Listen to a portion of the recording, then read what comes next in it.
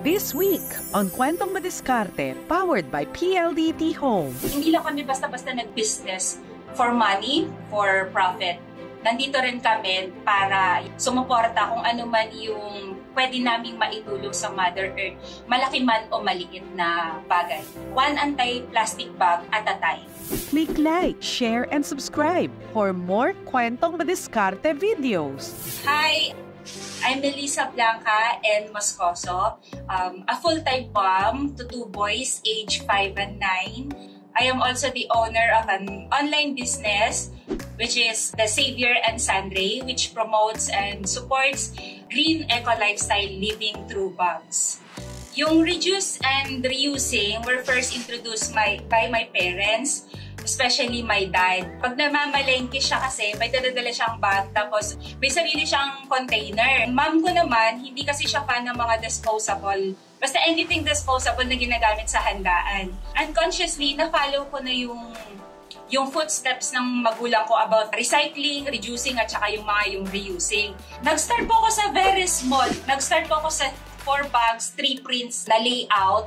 3,000, lahat-lahat na po yun. Tapos in-online ko lang siya. Hindi ako nagbulto kaagad, hindi ako nag-produce kaagad. Nag-pre-order po ako. Kumbaga, made to order lahat ng bags ko. Hanggang sa makaipon na ako ng talagang pwede na akong mag-on hand.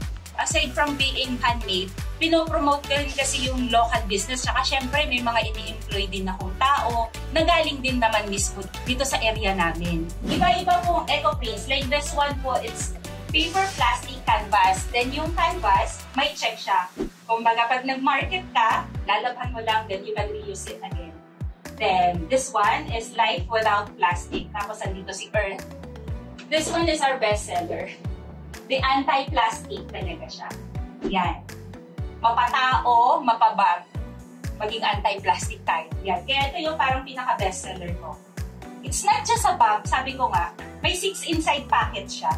1, 2, 3, 4, 5, 6. Yan. Tapos napaka-spacious niya. So, nandito na lahat. Yan. Ganyan siya. Then, may 3 sizes siya. Which I call pang talipapa, which is the smallest. Then, pang market, yung 15 by 15 namin. And then, the biggest size is the 18 by 18. Most of my clients are moms na may mga baby. So, ginagawa rin itong diaper bag, on-the-go bag, emergency bag, yan, lahat. Pangharabas bag. Tsaka, very functional siya, yet stylish pa rin, diba? Hindi lang siya basta-basta eco bag na ginamit lang. Paka-stylish din naman niya.